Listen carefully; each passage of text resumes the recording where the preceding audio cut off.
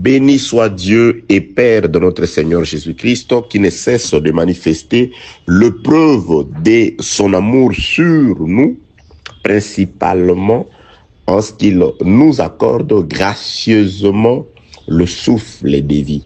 Nous ne sommes pas en vie parce que nous avons été meilleurs par rapport à ceux qui sont partis. Nous sommes là parce que Dieu nous a jugés dignes de conserver encore la vie. Et par-dessus tout, il nous a accordé le véritable souffle, celui que Job définit comme étant le souffle qui donne de l'intelligence. Dieu a répandu sur nous, par son esprit, toute espèce de sagesse et d'intelligence, dit le frère Paul, nous faisant connaître le mystère de son amour. Que Dieu soit loué, que Dieu soit glorifié, qu'il soit sanctifié. Je m'en vais bénir, très chers compatriotes, tous les enfants de Dieu partout où ils sont, ceux qui tomberont particulièrement sur ce message, tous les participants de ces forums, sans oublier les administrateurs. Que Dieu vous bénisse, que Dieu vous ouvre les yeux, que Dieu vous aide, que Dieu vous éclaire, que Dieu mette à votre disposition tout ce dont il faut de manière à ce que vous soyez secourus pendant les pèlerinages et qu'il vous assure aussi le repos éternel. Paix de Dieu sur tous les concitoyens célestes, dans le nom puissant de notre Seigneur Jésus-Christ. Un thème nous a été présenté par l'administration. Le thème c'est « Soyez de bonne humeur, n'ayez pas peur ». L'administration ne nous a pas seulement donné les thèmes, elle nous a aussi présenté un passage des Écritures, Matthieu chapitre 14 du 22e au 36e verset. Matthieu chapitre 14 à partir du 22 jusqu'au 36e verset. Passons sans plus tarder à la lecture des Saintes Écritures. Je suis dans le livre de Matthieu chapitre 14. Je commence la lecture au 22e verset. C'est une très longue lecture. Je crois qu'on va se limiter quelque part de manière à ce qu'on puisse choisir un sous-thème, comme cela nous a été aussi exigé par l'administration. Verset 22 du 14e verset du livre de Matthieu. Aussitôt après, c'est-à-dire le Seigneur Jésus, obligea les disciples à monter dans la barque et à passer avant lui, de l'autre côté, pendant qu'il renverrait la foule. Premièrement, là, nous allons comprendre et déceler déjà quelque chose. Si les disciples se sont retrouvés dans la barque en pleine mer, une mer fouettée par un vent, c'est que ce n'était pas au départ leur volonté, la volonté des disciples de prendre cette barque. Il est écrit ici, le verset 22, il obligea le disciple, c'est-à-dire c'était un ordre, un commandement du Seigneur que ses disciples puissent prendre cette barque-là. Très important, retenez ça. Verset 23, quand il eut renvoyé, c'est-à-dire la foule, il monta sur la montagne, Jésus monta sur la montagne pour prier à l'écart, et comme le soir était venu, il était là seul. Il a renvoyé le disciple dans une barque, il a renvoyé la foule et il est resté seul pour prier. Verset 24e, la barque déjà au milieu de la mer, était battue par les flots, c'est-à-dire tout ce qui va arriver émane de la volonté de Jésus, parce que c'est Jésus qui les avait obligés à prendre cette barque-là. Donc, verset 24, la barque déjà au milieu de la mer était battue par le flot, car les vents étaient contraires. À la 4e veille de la nuit, Jésus alla vers eux. Ceux qui l'avaient, lui, le Seigneur, obligé de prendre une barque, et la barque était en train d'être battue par le vent Pourquoi? Parce que les vents étaient contraires à leur direction. Maintenant, Jésus-Christ va les rejoindre. Que la paix de notre Seigneur soit avec vous. Une petite exhortation, très chers compatriotes. Si Dieu vous engage dans une voie, quels que soient les obstacles, si vous êtes sûr que c'est Dieu qui vous y a engagé, n'ayez pas peur, gardez confiance, il viendra vous rejoindre. Car Dieu ne peut envoyer l'homme aller seul. Il a dit à ses disciples, je vous envoie comme des brebis au milieu de loups. Vous voyez, je vous envoie, c'est moi qui vous envoie, comme des brebis au milieu des loups. Il savait que vous n'avez pas à lutter contre les gens, c'est-à-dire vous n'aurez pas de par vous-même à faire face à vos adversaires, car ils ont la nature de loup et vous n'êtes que des brebis à leurs yeux. Mais je ne vous délaisserai jamais. Je serai avec vous. Vous voyez l'assurance? Il envoie les disciples comme des brebis au milieu des loups. Reconnaissant la supériorité naturelle de nos adversaires, il a promis qu'il ne nous délaissera pas. Vous voyez, il a obligé les disciples à prendre cette barque-là. Ils sont allés au milieu de la mer. Le vent les a attaqués. Le vent soufflait dans un sens contraire. Ils ne savaient que faire. Pendant la difficulté, lui, il va le rejoindre. Que la paix de notre Seigneur soit avec vous au nom de Jésus-Christ. Voyez, bien-aimés, ça, c'est une marque de l'amour du Seigneur. Nous continuons avec la lecture. Verset 25, je répète, à la 4e veille de la nuit, Jésus alla vers eux, marchant sur la mer. À la 4e veille de la nuit, je répète, Jésus alla vers eux, marchant sur la mer. Et quand les disciples les virent marcher sur la mer, ils furent troublés et dirent, c'est un fantôme. Et dans leur frayeur, ils poussèrent des cris. Je vais expliquer ce passage d'écriture. C'est-à-dire, nous partirons expliquant passage par passage. Ici, lorsque Jésus-Christ est en train de se diriger vers eux, il les avait premièrement obligés à prendre cette barque et à affronter la mer. Et quand ils sont arrivés dans la barque, il y avait le vent qui battait et ces vents étaient contraires. Alors, il allait les rejoindre pour résoudre cette situation-là. Et les moyens qu'il utilise, lui, il n'utilise pas la barque. C'est pourquoi j'ai toujours dit, bien aimé dans le Seigneur, Dieu, quand il vient secourir l'homme, les moyens que Dieu utilise, c'est des moyens toujours inattendus des hommes. C'est pourquoi j'aime pas ces serviteurs de Dieu qui va prêcher dans une église ou il va quelque part pour prêcher. Il s'attend automatiquement à ce que sa rémunération sorte de cet endroit-là. Oh non, voilà, j'ai été prêché là-bas, on ne m'a pas béni, on ne m'a pas secouru. Bien aimé dans le Seigneur. Vous voyez, ils ont pris la barque. Ils pouvaient s'attendre à ce que Jésus-Christ, pour les rejoindre, puisse aussi prendre la barque. Ça, c'est le raisonnement de l'homme. Mais lui, il a tellement pris un moyen auquel il ne s'attendait pas. Ils le prirent pour un fantôme. Parce que ils avaient jamais entendu qu'un homme ait marché sur l'eau. Moïse, il a séparé l'eau. Josué a séparé l'eau.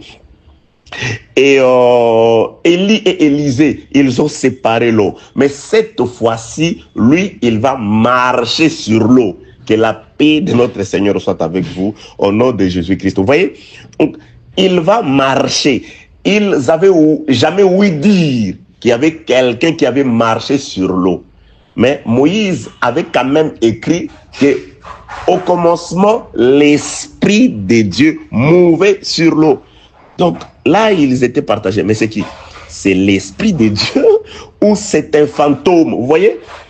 Très souvent, bien aimés dans les Seigneurs, c'est ce qui arrive aussi. Beaucoup de gens ont peur de la vérité. Oui, il y a des gens, quand tu lui exposes la vérité, frère, voilà ce que toi tu confesses. Voilà ce que disent les Écritures.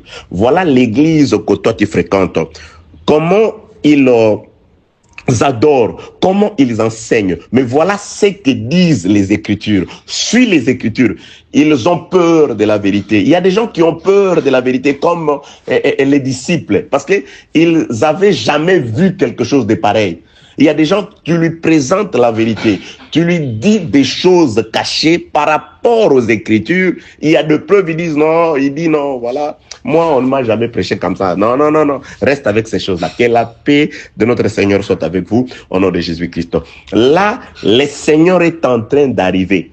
Il a employé un moyen auquel il ne s'attendait pas. Parce que si Jésus-Christ avait pris une barque, il pouvait dire oui, c'est le Seigneur. Oui, parfois quand nous prêchons, quand nous présentons l'évangile, nous prenons des moyens dans les Écritures toujours. Parce que le fait que Jésus marche sur l'eau, et ils n'avaient jamais vu ça, mais ils en avaient déjà entendu parler.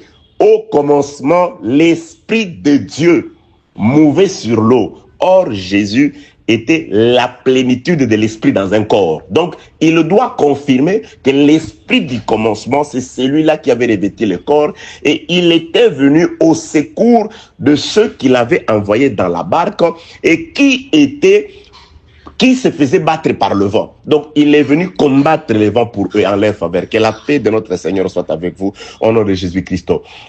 Oui, vous voyez? Donc, c'est-à-dire, ils n'avaient jamais vu ça, mais en lisant, ils avaient déjà entendu, Moïse l'avait déjà dit, qu'au commencement, il y avait un esprit qui marchait sur l'eau. Alors, certaines personnes, comme eux, ne se fient que de ce qu'ils voient. Or, heureux sont ceux qui croiront juste après avoir écouté, car la foi vient de ce qu'on entend. Or, Moïse avait écrit. Donc, qui avait écouté Moïse savait qu'il est possible que quelqu'un marche sur l'eau. Jésus, par là, confirme qu'il est l'Esprit qui, au commencement, marchait sur l'eau, qui est venu au secours de ceux qui sont sortis avant, qui ont été confrontés au vent, qui ont rencontré des difficultés. Vous voyez, bien-aimés. Et là, ils le prennent pour un fantôme. Fantôme, comme aujourd'hui. Certaines personnes ont peur de la vérité. Ils ont peur des révélations qui expliquent la véracité de Dieu. Que la paix du Seigneur soit avec vous au nom de Jésus-Christ. Et je m'en vais aussi dire ceci. Je continue la lecture. Le verset 27. Jésus leur dit aussitôt, rassurez-vous, c'est moi, n'ayez pas peur. Bien-aimés, quel que soit le miracle qui puisse se faire. Là, c'était un miracle, un homme qui marche sur l'eau. Je m'en vais dans un autre sens. Les disciples pouvaient avoir raison d'avoir peur. Un miracle dans lequel on n'entend pas la voix du Seigneur, ça fait peur. Oui, on ne croit pas. Jésus doit leur rassurer par la parole. N'ayez pas peur, c'est moi. C'est-à-dire, tout miracle doit faire entendre les sons du Seigneur. Tout miracle doit avoir pour objectif de glorifier le Seigneur. Oui, ils ont peur, ils peuvent avoir raison. On hésite à vous croire. Oui, parce que vous faites des miracles qui ne font pas entendre la voix du Seigneur. Vous faites les miracles pour votre gloire. Vous faites les miracles en employant des moyens qui ne sont pas définis dans la parole. Que la paix de notre Seigneur soit avec vous, nom Jésus-Christ. Tout miracle, tout prodige, pour nous rassurer, doit faire entendre la voix du Seigneur. C'est pourquoi Moïse avait dit ceci. Dans le livre de Deutéronome chapitre 13, que s'il advenait, s'il sortait au milieu de vous, un prophète qui vous parlait d'un signe ou qui prophétisait quelque chose sur quelque chose et que la chose arrivait, n'allez pas aussitôt après ces prophètes-là. Mais si après avoir dit quelque chose, prophétiser quelque chose et que cela arrive, ces prophètes-là vous indiquent un autre Dieu que vos pères n'ont pas connu, n'allez pas vers lui. Comprenez que c'est moi votre Dieu qui vous ai mis en épreuve. Tout miracle doit faire entendre la voix du Seigneur. Jésus-Christ doit nous rassurer. La parole doit nous rassurer. Que la paix de notre Seigneur soit avec vous au nom de Jésus-Christ. Matthieu, toujours chapitre 14, le verset 27. Jésus leur dit aussitôt, rassurez-vous, c'est moi, n'ayez pas peur. Pierre lui répondit, Seigneur, si c'est toi, ordonne que j'aille vers toi sur les eaux. Bien-aimé, ce qui rassure, c'est la voix du Seigneur. Ce ne sont pas d'abord les prodiges et les miracles. Ce n'est pas le fait qu'il ait marché sur l'eau, mais le problème, ce qui a rassuré, ce qui les a calmés, c'était la parole. C'est Jésus qui dit que c'est moi. Le fait que Jésus parle, ça rassure, bien-aimé. Il n'y a pas autre chose qui accorde le repos au peuple si ce n'est la parole. Les Écritures rapportent, pendant leur détresse, quand ils ont crié, ce que Dieu a envoyé pour rassurer, pour calmer, pour guérir le peuple, c'était la parole. Pendant leur détresse, ils crièrent à l'Éternel. L'Éternel leur envoie sa parole et la parole les guérit. C'est la parole qui guérit, c'est la parole qui restaure, c'est la parole qui accorde la sérénité, le calme, la tranquillité n'est accordée que par la parole. C'est pourquoi j'ai dit, lorsqu'ils marchent sur l'eau, ça leur procure la peur. Mais Jésus doit les rassurer. Le miracle doit rassurer le peuple. Le miracle ne doit faire entendre que la voix du Seigneur. Et le miracle ne doit présenter que Jésus. C'est ce qui est arrivé dans le livre des Actes des Apôtres, chapitre 3. Lorsque Pierre et Jean s'en allaient au temple à l'heure de la prière, qu'ils ont rencontré ces paralytiques-là qui étaient devant la porte appelée la Belle. Après qu'il les guérit, Pierre est guéri, Pierre et Jean, Pierre est déclaré que nous n'avons ni or ni argent, c'est que nous avons, nous te les donnons au nom de Jésus-Christ, lève-toi. Après que ces messieurs, ces paralytiques, se soient relevés, qu'ils soient guéris, très chers compatriotes, la Bible déclare, les gens qui étaient là entourèrent les disciples, les apôtres de Jésus-Christ, et ils s'étonnèrent. Pierre dit, ce miracle est ici. Si je n'ouvre pas la bouche pour parler de Jésus, ces hommes me prendront pour quelqu'un d'utile, d'important. Or, lui avait dit, après que vous ayez fait toutes choses, dites-vous que vous êtes un serviteur inutile. Ici, je dois me présenter comme un serviteur inutile.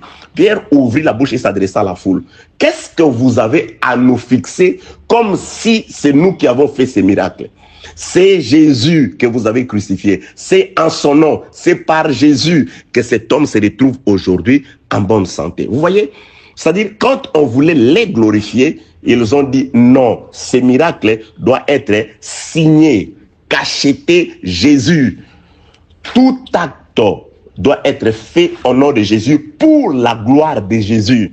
Pierre et Jean se sont retirés, ils se sont effacés, ils ont dit, ce n'est pas nous que vous allez aduler, que vous allez glorifier, mais c'est plutôt Jésus. C'est Jésus que vous avez méconnu, c'est Jésus que vous avez sacrifié, crucifié. C'est par son nom, c'est par Jésus que cet homme se retrouve aujourd'hui en bonne santé. Et j'ai toujours dit, bien aimé, la Bible déclare, lorsque les Sanhédrins se réunissent pour réprimander Pierre et Jean, ils ont commencé par dire, en tout cas, on n'a rien à refuter. Parce qu'un miracle accompli a été signalé. Ok, c'est juste, oui, là, je pouvais frapper très fort. Il y a des gens aujourd'hui qui se promènent avec des photos des gens qu'ils ont guéris. Voilà, j'ai déjà guéri, en voici la photo. Bien aimé, on n'a pas besoin que tu présentes des photos. Lorsqu'un miracle de Dieu est accompli, ne vous en faites pas, il sera signalé. Toute la ville de Jérusalem était avertie, savait qu'un miracle accompli a été signalé. C'est pourquoi les Sanhédrins, les sacrificateurs ne pouvaient rien contre les apôtres. Ils leur dit, bon, tout simplement, on ne peut pas nier qu'il y a eu miracle. On va juste vous interdire de ne plus prêcher. Continuez à prêcher, mais n'utilisez pas ces noms-là. Vous voyez, que la paix de notre Seigneur soit avec vous au nom de Jésus-Christ. Donc, là, j'étais en train de dire ceci. Ce qui a calmé les disciples, c'était la voix du Seigneur. C'est pourquoi, bien-aimé, quels que soient les tourments dans lesquels tu vis, ce dont tu as besoin, c'est la voix, c'est d'entendre le Seigneur pour te rassurer. Ce qui met fin à la peur, très chers compatriotes, c'est la voix du Seigneur, c'est la parole. Ce qui guérit, c'est la parole. C'est pourquoi le peuple doit écouter la parole de Dieu. Et pas n'importe quelle parole, la parole émanant du Seigneur. Les brebis ont besoin d'entendre la voix du berger. Je connais mes brebis et mes brebis me connaissent. Elles entendent ma voix et mes brebis me suivent. Mes brebis ne suivront pas un mercenaire car j'ai besoin de conduire mes brebis jusqu'au troupeau où ils seront en sécurité contre les loups, contre le mercenaire, contre les méchants. Que la paix de notre Seigneur soit avec vous au nom de Jésus-Christ. Nous continuons avec la lecture, verset 28. Pierre lui dit, Matthieu 14 toujours, Pierre lui répondit, Seigneur, si c'est toi, ordonne que j'aille vers toi sur les eaux. Verset 29. Et il dit, Jésus dit, viens Pierre, viens. Pierre sortit de la barque et marcha sur les eaux pour aller vers lui. Mais voyant que le vent était fort, il y eut peur et comme il commençait à s'enfoncer, il s'écria, Seigneur, sauve-moi. Et aussitôt Jésus étendit la main, le saisit et lui dit, homme de peu de foi, pourquoi as-tu douté? Et ils montèrent dans la barque et le vent cessa. Très chers compatriotes, ici, alléluia, le sous-thème c'est que l'appel, entre parenthèses, la voix bannit la peur. J'ai déjà parlé de la voix du Seigneur qui doit bannir la peur, qui doit mettre fin à la peur parce que nous écoutons le Seigneur. Une église, un peuple qui écoute le Seigneur, bien aimé, ce peuple-là n'aura plus peur parce que de même que ceux qui étaient dans la barque ont vu leur peur être bannie par la voix, par la parole du Seigneur. C'est idem parce que la parole, cette parole est la même hier, aujourd'hui et éternellement. Si vous écoutez la parole guérit la peur. Le remède contre la peur, c'est la parole qui rassure. Car il n'y a pas plus rassurante que la parole du Seigneur, que la paix de notre Seigneur soit avec vous au nom de Jésus-Christ. Et ici, le frère Pierre, lui aussi, Pierre, il veut marcher, aller vers le Seigneur. Il dit, Seigneur, je vais aussi sortir de ces lieux de sécurité, c'est-à-dire la barque, je vais marcher, aller vers toi. Jésus dit, parce que Pierre avait compris, il dit, ordonne, donne l'ordre que je vienne. Ça, c'est très important. Que la paix de notre Seigneur soit avec vous au nom de Jésus-Christ. Bien-aimé dans le Seigneur, Pierre dit ceci. Pierre lui répondit, verset 28, Seigneur, si c'est toi, ordonne que j'aille vers toi sur les eaux. C'est-à-dire, celui qui peut donner l'ordre que tu marches sur les problèmes, que tu marches sur les difficultés, que tu réalises le prodige comme le Seigneur, parce qu'il avait promis, ce qu'il fait, ses disciples le feront, voire au-delà. C'est-à-dire, s'il a marché sur l'eau, nous en avons aussi le pouvoir. Si Jésus a guéri les malades, nous en avons aussi les pouvoirs. Parce que cela est venu de lui. C'est lui qui nous l'a donné. Il nous a donné ce pouvoir. S'il a chassé les démons, nous en avons aussi les pouvoirs. Ce pouvoir est venu de lui. Mais ce pouvoir, vous ne pouvez l'avoir que si c'est lui qui donne l'ordre. Pierre comprend, bien aimé. Ce n'est pas à l'homme qui fait des choses de lui-même. Il dit, ordonne que je fasse ce miracle-là. Mais le miracle ne doit me diriger que vers toi. Ça, j'aime, bien-aimé. Je n'aurai pas beaucoup de temps. Aucun miracle ne peut diriger Pierre vers quelqu'un d'autre. Non. Tous les miracles qui se font dans les Écritures. Il y a un passage d'Écriture. Ce passage dit ceci. Jésus-Christ faisait les miracles se dirigeant vers Jérusalem. Il était en train d'aller vers Jérusalem, mais en cours de route, il faisait des miracles. Donc, c'est-à-dire, le miracle ne peut pas nous écarter du chemin de Jérusalem. Dieu donnait à Israël la manne, tout ce qu'il leur donnait, tout ce qu'il faisait comme prodige, tout ce qu'ils ont vécu comme prodige au désert. L'objectif était de les rendre forts pour les conduire à la destination qui était la terre promise. Pierre veut marcher sur l'eau. Il veut réaliser les miracles du Seigneur. Mais il dit, ordonne que j'aille vers toi. Dieu dit ceci, je vous ai porté sur mes ailes d'aigle depuis l'Égypte pour vous conduire vers moi. Bien aimé, tout doit conduire vers Jésus, vers la parole, vers le Seigneur, vers la vie éternelle, vers l'enlèvement. Bien aimé, vers la rencontre avec le Seigneur. Tout ne doit nous diriger que vers le Seigneur. Ordonne que j'aille vers toi. Ordonne que j'aille vers toi. Jésus donne l'ordre à Pierre. Tu peux venir. Tu peux venir. Dieu dit, viens. Jésus dit à Pierre, viens. Là, c'était la parole du Seigneur. C'est là, Pierre, comme Jésus a parlé, Pierre marche sur l'eau. Bien aimé, là, le problème, le miracle, ce n'est pas Pierre. Mais la parole de Jésus a fait que l'eau devienne comme de l'asphalte. l'eau devienne solide. Ça, c'est la parole du Seigneur. Bien aimé, c'est la parole du Seigneur qui simplifie les choses qui sont difficiles. Jésus a dit, ce qui est impossible à l'homme est possible à Dieu. C'est la parole de Dieu qui a rendu l'eau capable de pouvoir supporter le poids d'un homme, le poids de pierre. C'est la parole. Bien aimé, si nous allons vaincre les difficultés, les problèmes, la mort, ce n'est pas parce que nous sommes forts, mais non, c'est l'œuvre de la croix. C'est Jésus qui avait déjà, par sa parole, par sa mort, il avait déjà anéanti ces choses-là. C'est-à-dire, quand le Seigneur parle et que nous écoutons la parole, nous acceptons cette parole comme Pierre, nous recevons la capacité de pouvoir vaincre ce que Jésus a vaincu à la croix. Parce que Jésus marchait déjà sur l'eau. L'œuvre de la croix, il avait déjà anéanti, il avait déjà vaincu les autorités, les princes de ce monde des ténèbres à la croix par sa mort. Aujourd'hui, lorsque nous écoutons sa voix et que lui nous appelle vers lui, la parole qui nous conduit vers le Seigneur, nous marchons aussi comme le Seigneur. Alléluia. Que Dieu vous bénisse au nom de Jésus. Que Dieu vous aide, nous aide, bien-aimés dans le Seigneur, à marcher sur des difficultés, sur des problèmes, à vaincre la mort comme il l'a vaincu lui-même. Jésus marche sur l'eau. L'œuvre de la croix, Jésus a marché sur l'eau. Il a marché sur des difficultés. Et comme nous voulons marcher comme lui, il nous appelle. Allons vers lui. Mais nous devons marcher comme lui.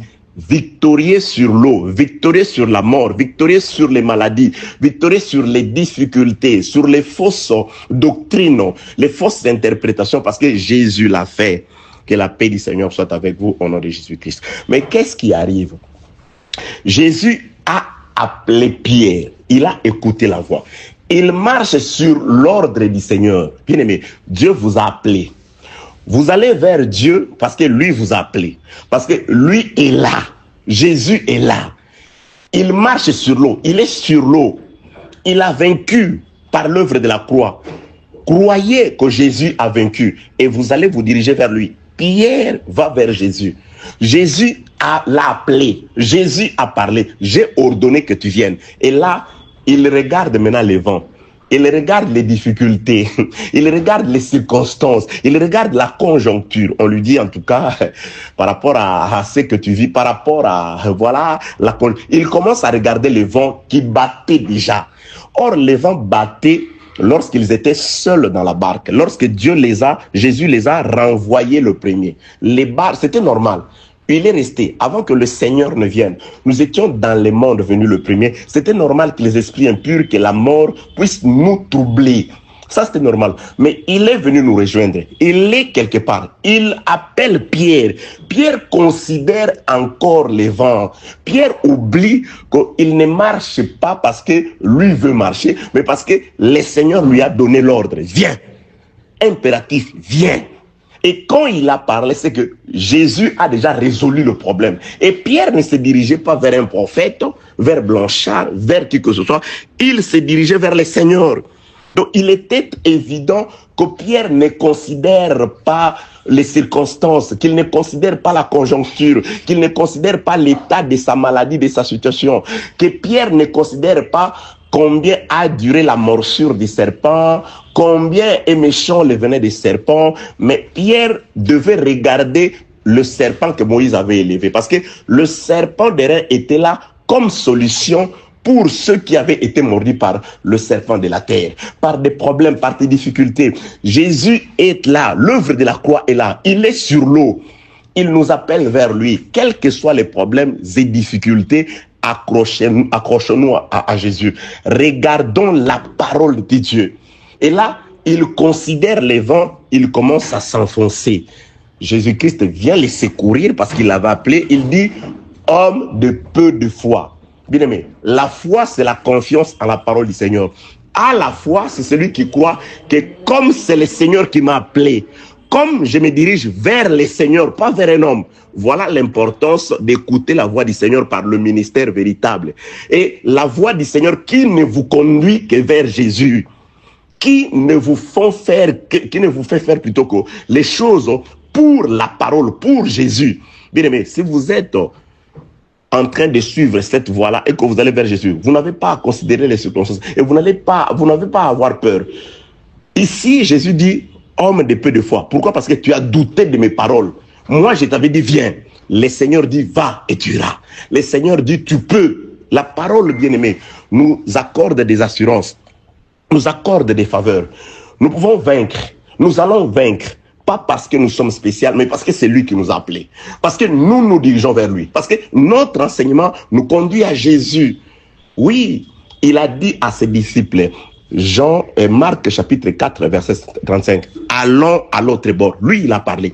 Ils sont entrés, arrivés au milieu de la mer, le vent soufflait, le flot s'élevait, lui s'est couché. Ils ont commencé à trembler. Quand il se réveille, il menace, il dit, homme de peu de foi. Pourquoi? Parce qu'il leur avait déjà dit, allons à l'autre bord. Comme Jésus avait déjà dit, allons à l'autre bord, quel que soit le vent qui allait arriver, ils allaient arriver parce qu'avant, il avait déjà dit, allons à l'autre bord. C'est-à-dire que la destination, c'est l'autre bord. Comme nous nous sommes levés, nous sommes sortis de la barque, nous allons vers Jésus. Quel que soit les vents, quelle que soit l'eau, nous y arriverons. C'est pas parce que nous sommes spéciaux, mais c'est parce que lui nous a appelés et il nous attend. Dieu nous attend auprès de lui. Dieu nous attend. Nous y arriverons grâce à Dieu. Par la puissance de Dieu, par l'amour de Dieu, nous y arriverons, bien-aimés dans les Seigneurs. Donc, gardons confiance à Dieu. N'ayez pas peur parce que il nous a appelés et que nous allons vers lui. Que la paix, la grâce, la miséricorde, l'amour et l'assistance de Dieu soient avec vous au nom de Jésus-Christ. Amen.